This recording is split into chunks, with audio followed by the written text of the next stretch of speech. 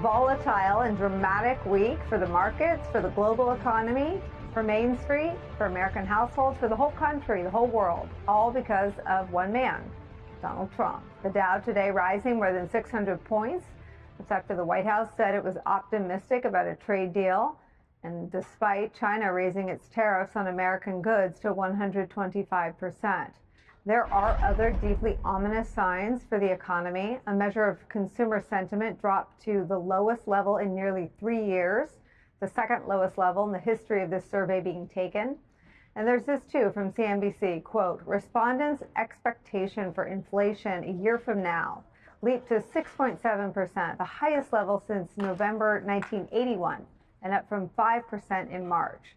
So what that means is that the American consumer is now expecting inflation to go up, to be higher. And that sentiment comes 6 months after an election almost completely defined in the minds of swing voters by voter anger over the cost of living, the cost of stuff.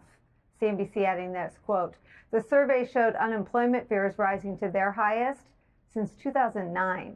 An economist tells CNBC, quote, consumers have spiraled from anxious to petrified. In the midst of this increasingly dire economic picture, you might think that business leaders would now feel comfortable about sounding the alarms. And make no mistake, they are alarmed. Headlines about a slowdown and warnings about the economy are everywhere you look. But brand new reporting suggests that they are now pulling their punches on what the cause of all of this uncertainty really is. Because as we said at the top, the cause is one man and one man only, Donald Trump. New York Times reports this, quote, Wall Street's biggest firms on Friday attempted the tricky two-step of revealing the toll of President Trump's whiplash tariff policy without outright criticizing a man who has repeatedly tangled with the financial industry for slights both real and imagined. It is becoming clear that if financial titans have flashed some anger around Trump's tariff policy, they are wary of criticizing the president directly. One reason is that Trump has shown he's willing to confront bankers publicly. Shortly after his inauguration, in a speech given remotely to executives gathered in Davos, Switzerland, Trump complained to Bank of America's chief executive, Brian Moynihan, that the lender's conservative customers were having their bank accounts closed. Bank of America denies that. The First Lady Melania Trump has also claimed without evidence that their son Barron was denied an account at an unnamed bank.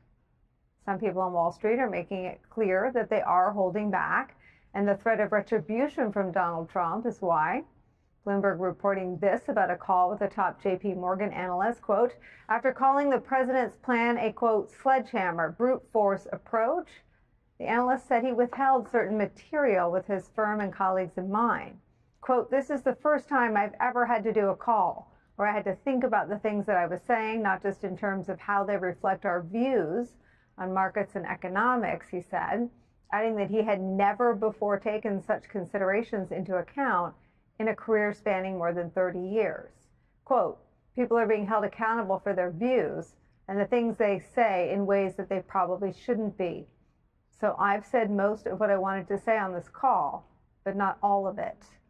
The business community, intimidated by Donald Trump and his threats of retaliation and retribution in the midst of a crisis created by Donald Trump, is where we start today. With me at the table, my friend and colleague Steph Ruhle, co-host of the 11th Hour here on MSNBC, as well as NBC's senior business analyst. Also joining us, former Deputy National Security Advisor to President Obama, MSNBC contributor Ben Rhodes, and Gillian Tett is here, columnist and member of the editorial board at the Financial Times.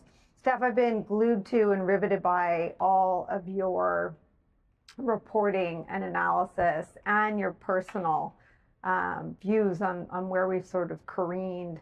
And this reporting is something I think you mentioned on the show a few days ago. That reporting right there about the JP Morgan analyst, I think that tells the entire story. Because what we are experiencing is a crisis of confidence, okay? The underlying economy is good, right? We get a good unemployment number. We had a good inflation number. But look what's happened. One of the reasons America is considered the greatest country in the world, we talk about American exceptionalism. The reason other countries want to do business here is because we have the rule of law. We have a government with 3 separate but equal branches that keep one another in check. We invest in science in this country. We have the greatest universities. Now imagine the rest of the world watching this. They're watching business leaders who are not shy. They love speaking publicly. It was 2 years ago, Jeff Bezos was out there saying he didn't like Joe Biden's policies, or he didn't like what he was doing around inflation, didn't like how he wanted to tax corporations. Now they're practically silent, or they're doing these extraordinary high wire acts, right? On Tuesday, the morning of the pause, Jamie Dimon said on Fox News, and it was no mistake that he went on Fox News to speak to that audience, he said a recession is coming, or maybe it's here. And today they had their earnings report, and on that call, he didn't say the R word, but he said these are really troubled times ahead. But the fact that they're unwilling to say these things, the fact that that JP Morgan analyst who gets paid to analyze risks was unable to assess those risks and tell their clients.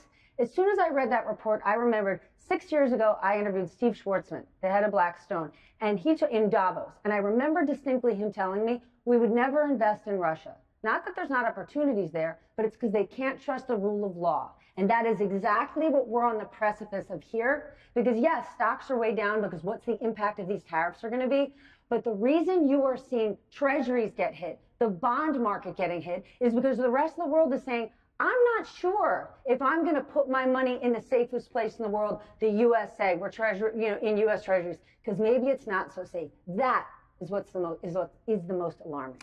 So I have tried to take myself to school in the last few weeks, and one of the things that has been explained to me a few different times that I'm starting to understand is that the bond market is one of the best ways to understand the instability and to sort of parse out all of the doublespeak maybe that leaders are saying, that the bond market doesn't lie. Will you explain that to me? The bond market is the daddy, okay? Because that is where the whole world, that is where they park their money in the safest place. In a crisis. Right? In a crisis. So when the stock market goes down, right, the stock market is a riskier asset. Where do you put your money? In the safest place, in U.S. treasuries. So in any normal crisis, stocks go down, everybody parks their money in treasuries. Like COVID. Correct. But when suddenly both go down, that's when that is what spells disaster.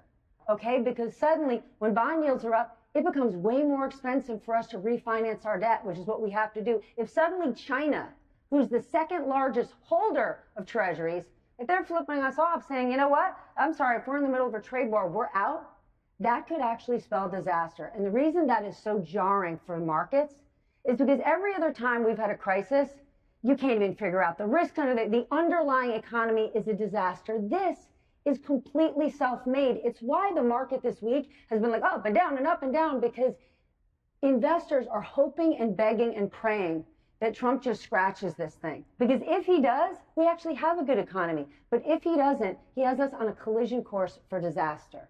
And how do you put the genie back in the bottle when he's now proven himself to be so herky-jerky? It was Trump who came out and said, I changed my mind. The markets got yippy while his own officials were testifying. Never switching, never switching. This is the policy. See, but that right there goes to the crisis of confidence. Who do you believe? Right? His own Treasury Secretary. When Donald Trump announced the pause, his own Treasury Secretary said, this was always the plan. Really? Was it the plan? Because Trump just said, I was looking at the bond market. I listened to Jamie Dimon. They're telling you different things. And we're watching Wall Street that wants to be optimistic, tie themselves in knots over this idea that Scott Bessent is going to be our savior. And let's be clear, Scott Bessent, the Treasury Secretary, is a super smart guy. All of these markets we're talking about, he understands them. It's why he's worth what he is.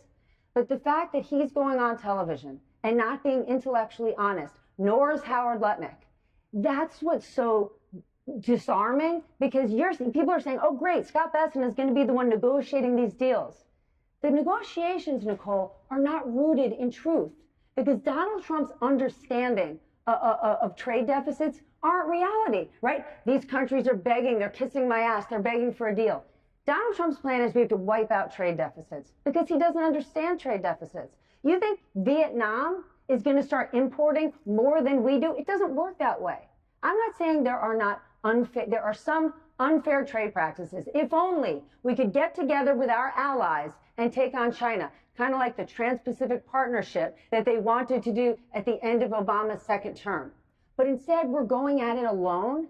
And Donald Trump, unfortunately, at this point, has overplayed his hand. Investors are just hoping that a Bessent saves the day, or maybe Trump lays the blame on a few other guys in the White House and punts them and brings other guys in. But this is wish casting. And if you're in the business community, big or small, I mean, Nicolle, you think something's going to get solved in 90 days? USMCA, the last trade deal done with Canada and Mexico, took 18 months to complete. You really think just because they keep saying to us, 75 countries are calling us, what deals are they going to get done? And this is why people are somewhat paralyzed. And it's funny because they want to buy stocks, right? They're looking at companies they like Apple. I want to buy this, I want to buy that. And they're going, but I don't know what's in store. If suddenly AirPods are about to cost 39% more, right? If Amazon is saying, well, maybe all of our Chinese sellers are going to be off the platform. And so for those Trump supporters who say, you know, I'm grateful for what the president is doing. He's doing the hard work. Just wait, because everything in our life is about to get more expensive. If you ran a small business, you better bet your bottom dollar there's a decent chance one of your suppliers is China. So walk into a shopping mall tomorrow and take a close look at your favorite stores, because there's a good chance if these tariffs are in place, even if they're only 10% with most of these countries, stuff's about to cost more at the exact same moment when, look at the Treasury market, borrowing costs are going to go up. So if you put things on your credit card, well, that's going to cost more.